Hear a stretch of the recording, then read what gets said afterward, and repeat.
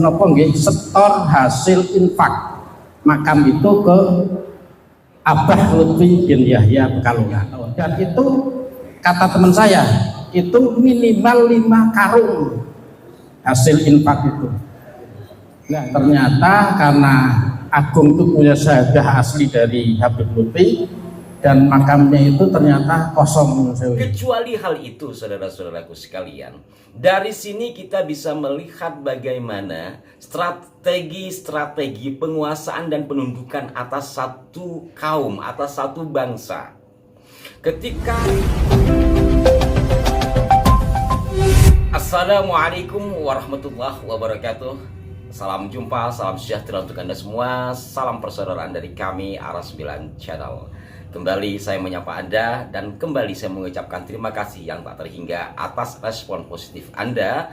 Dan mohon maaf juga jikalau ada sesuatu yang membuat tidak nyaman di hati Anda, serta tidak semua komentar sempat kami berikan balasan. Yang komentarnya baik-baik dan membangun semoga menjadi amal jariah. Karena setiap orang yang membaca akan termotivasi. Itu kan bagian dari nilai kebaikan atau amal kebaikan yang mengalir.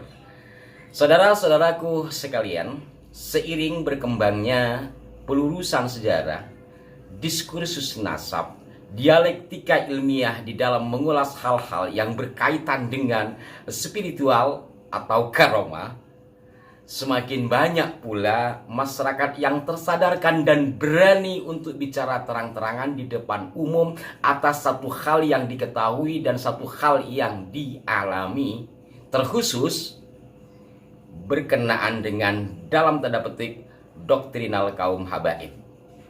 Walaupun tidak semua, tentu sebagian. Saudara-saudaraku sekalian, saya garis bawahi dulu atau disclaimer ya. Kami Ara9 menyampaikan sesuatu yang buruk lah kasarnya, itu tiada maksud untuk membongkar atau mengumbar aib seseorang. Jadi mohon difahami bahwa apa yang kami angkat yang sekiranya ada sisi manfaatnya, walau latar belakang itu adalah satu persoalan kesalahan dari seseorang, tapi bukan maksud untuk mengumbar kesalahan. Kalau sifatnya benar-benar pribadi, seperti ada kasus asusila walaupun itu dilakukan seorang Habib, kami tidak angkat. Kecuali memang ada dampak yang sifatnya itu doktrinal. Yang ketika doktrinal kaitannya dengan keagamaan dan sosial. Maka ini perlu kita angkat. Agar apa? Agar terjadi penyadaran serta juga pelajaran, pembelajaran bagi kita semua. Maka itu ya sampai hari ini kami yang sifatnya pribadi tidak mengangkat. Kalau yang sudah berkenaan dengan pemalsuan sejarah, pengaburan sejarah, kemudian klaim-klaim, ini kan sifatnya sosial, maka perlu disampaikan agar terjadi penyadaran. Dan penyadaran ini bukan hanya sifatnya kepada masyarakat umum ya, juga harapannya kepada pemerintah. Jikalau yang dikaburkan itu berada di bawah naungan pemerintah, satu misal yang sudah bersitus cagar budaya atau sejarah-sejarah nasional dan sejarah-sejarah besar. Nah, untuk itu sahabat-sahabatku sekalian, berikut ini akan kami tayangkan satu testimoni atau pengalaman pribadi dari seorang yang pernah menjadi jemaah dari Abah Lutfi. Dia juga mengaku sebagai santri Abah Lutfi dan muhibbinnya Abah Lutfi, yang ia sampaikan di depan umum dalam sebuah forum pengajian di daerah Jawa Tengah berikut ini. Karena saya pernah punya guru, Habib Lutfi itu guru saya. Saya tahun 87 sampai tahun 90 waktu saya aliyah, saya mondok di pondok pesantren Ribatul Mutalimin di Pekalongan, di Nahrawi. Tiap hari Minggu itu saya selalu ikut rutinan tempatnya Habib Lutfi, Sibut Biro sama Rotib Al-Hadad. Jadi dua hal itu yang saya ikuti selama 3 tahun saya ikut Habib Lutfi. Testimoni apa yang saya alami sendiri. Jadi tahun 2021 saya itu mau ke Jombang Teguireng, nengok anak saya karena nyantri di sana. Sampai di Semarang saya dicegah sama teman saya di Semarang, namanya Agung, tapi saya biasa manggil Tisen, itu teman kuliah saya. Terus ternyata si Agung tadi yang dulu teman kuliah saya sekarang jadi juru kunci makam, namanya Raden Tumenggung siapa, terkenal makam Mbah Dipok di Semarang, di Kampung Petenten. Monggo saged dipun pirsani teng Facebook teng YouTube wonten. Terus saya karena tahun 2021 belum rame, saya ziarah di makam itu. Habis itu saya ke Jombang, 3 bulan setelah itu teman saya tiba-tiba jatuh sakit dan akhirnya 2 bulan meninggal teman saya itu. Tetapi beberapa hal yang dapat saya sampaikan di sini, waktu saya ketemu dengan teman saya itu, hampir tiap tahun teman saya itu setor hasil infak makam itu ke Abah Lutfi bin Yahya Pekalongan. Itu hampir tiap tahun, dan itu kata teman saya itu minimal 5 karung hasil infak itu. Nah, bilalah tahun karena teman saya sudah meninggal tahun 2021, itu bulan April, berarti 3 bulan berikutnya sekitar April, Mei, Juni, Juli lah beliau meninggal.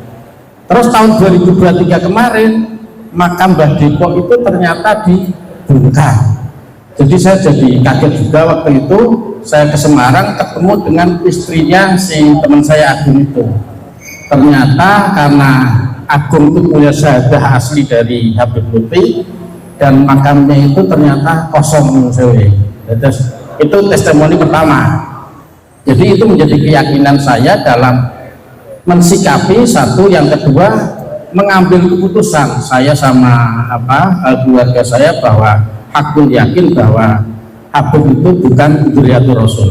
Itu saudara-saudaraku sekalian, sebenarnya video yang berkaitan dengan apa yang kami sampaikan ini sangat panjang ya. Kami hanya mengambil titik poinnya biar kita fokus pada satu persoalan. Jadi kalau apa yang disampaikan oleh beliaunya tadi itu, setidaknya ada beberapa hal yang perlu dicermati. Pertama adalah pembuatan makam yang diatasnamakan seorang Habib.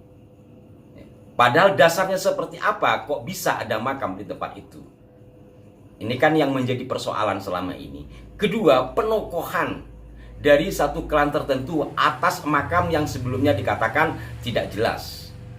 Ketiga, kemudian terpublish atau mungkin sengaja dipublikasikan menjadi ramai peziarah. Dan selebihnya sebagaimana Anda simak tadi ya, ada bunga-bunga rupiah. Kecuali hal itu, saudara-saudaraku sekalian, dari sini kita bisa melihat bagaimana strategi penguasaan dan penundukan atas satu kaum, atas satu bangsa. Ketika di satu areal itu dikatakan ada makam seorang tokoh, dan tokoh ini katanya hebat dan seterusnya, kemudian memiliki cucu yang hebat, kok bisa dimakamkan di sana? Ini kan bisa merembet, jangan-jangan tanahnya ini dulu memang tanah perdikan milik sang tokoh. Analisa ke sana kan sangat mungkin. Walaupun saya tidak memvonis ya. Dan apa yang disampaikan oleh beliaunya tadi dalam video tersebut benar atau tidaknya saya kembalikan kepada beliaunya dan bagaimana kita menilainya. Jadi sisinya bukan untuk memvonis dari tokoh yang disebut yakni Abah Lutfi, tetapi kita mengambil beberapa sisi yang bisa dijadikan nilai edukasi bagi kita. Semoga bermanfaat. Mohon maaf jika ada kekeliruan dan berlebihan dari apa yang kami sampaikan. Setidaknya kami berharap dari apa yang kami sampaikan ada nilai-nilai yang sekiranya bermanfaat. Syukur-syukur Allah meridhoi. Mohon doanya buat kami dan mohon maaf lagi. Sampai jumpa. Wassalamualaikum warahmatullahi wabarakatuh.